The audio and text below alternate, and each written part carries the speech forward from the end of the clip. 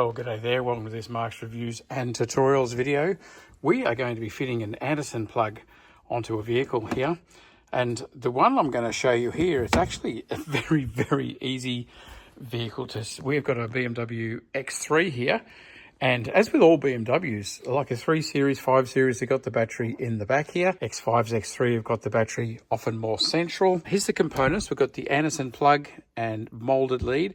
Rather than joining it, I like to get a molded lead for the outside, keeps it all waterproof. I am also going to be fitting an isolator on this. This car is not used for towing very often. So you've got a 7-pin plug, we've got a trailer brake, and we've got an Anderson plug, all directly connected to the battery. And what I'm going to do is put it all onto an isolator so that for the 6 months, 8 month stretches when none of those are being used, I can just switch it off at the isolator and it's all going to be disconnected. Also good with an Anderson plug, you don't really want anybody to be able to stick something in there and short out your battery direct. There should always be a fuse. This is a fuse holder here, so this will be fused.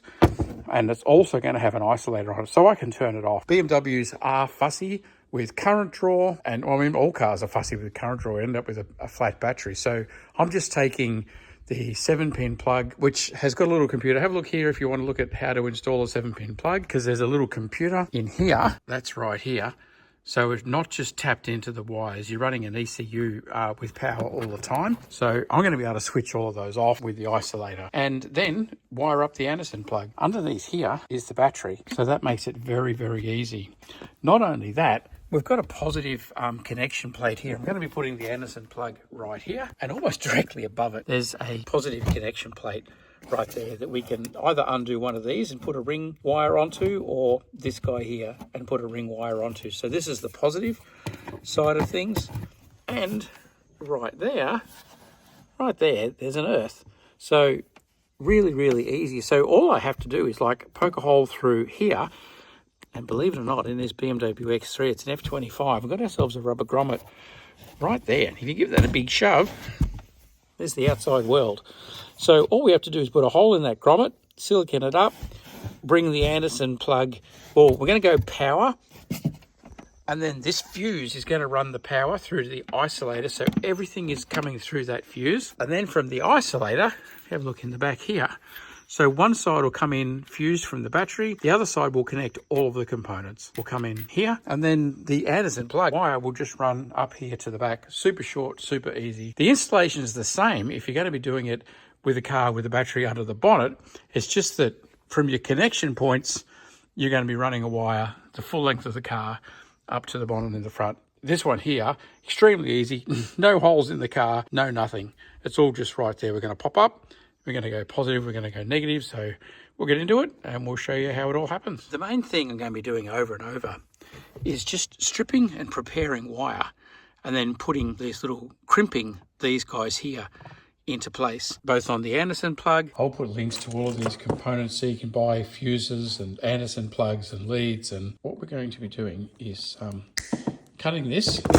These fuses come with a loop like that, just so you can either cut it short or long or do whatever. You can make it to suit yourself. And then we're just going to strip this wire, put on 2 of these here, and then that'll be bolting between the positive terminal block and the isolator switch. This is what I'll be using to strip the wires. You can see here the different size wires have got different sized holes there, and you simply clamp it up and strip it off.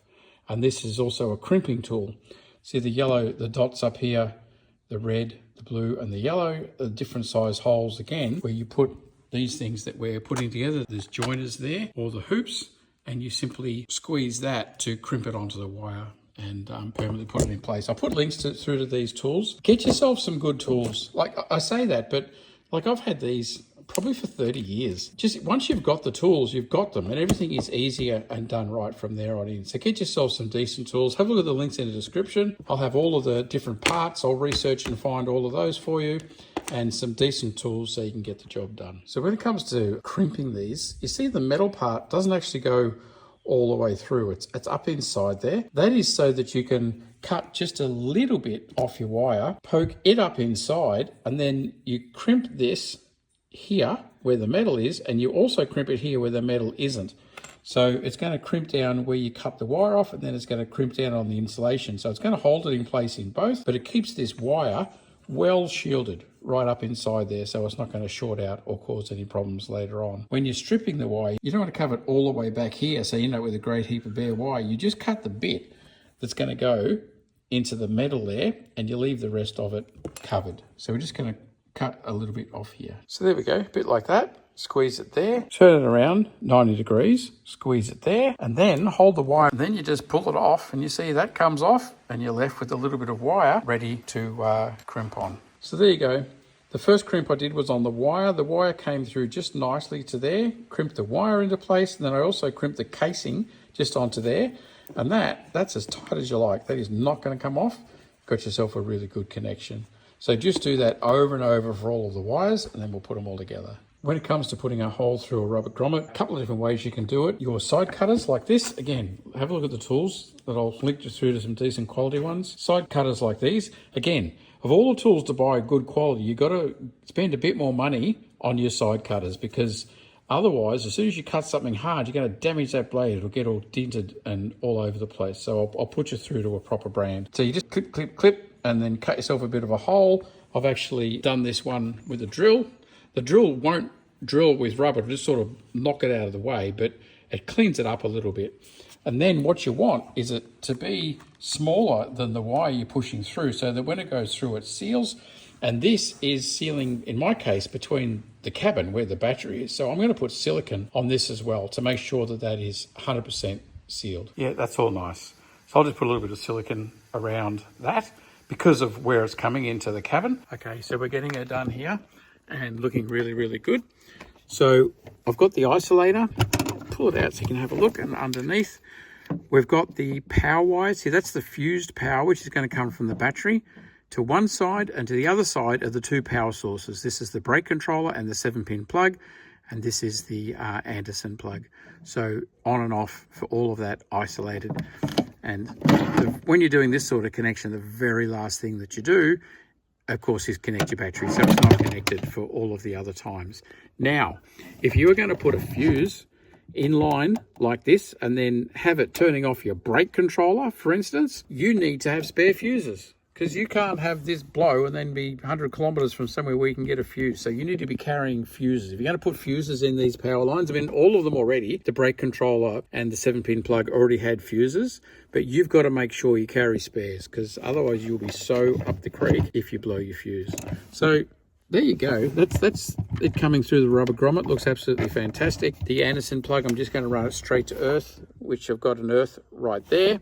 And the positive is already connected into the isolator. And that one, last connection I'll do, is going to be into this positive pole. BMW, I've got myself a positive pole here already. This is something, if you're doing a 4-wheel drive or something with a heap of gear, to actually come up and mount a terminal block can be an extra thing to do and really important, so that you've got lots of places, not trying to put everything off the one terminal plug or something like that. Okay, there you go. She's all wired in, ready to go. Did I even show you? She's down here. And of course, she works like a charm. Clips in nice and tight. Really, really neat. Can't see it. I've put it out of sight. You may want it more visible than that. Now, I'm also going to say about this positive terminal, you go putting a spanner down here. This is all the positive leads off the battery, and you go and bang, touch into any metal part of the car, under the bonnet, wherever you are, that's going to arc out and short. So disconnect the battery up that end before you go mucking around down this end. Final look, we've got our terminal block. We're coming off the terminal block through the fuse hat here, into the one side of the isolator. Out of the isolator are the two then power supplies. One goes straight to the Anderson plug. The Anderson plug goes off to this beautiful earth. The power for the Anderson plug comes in to this isolator.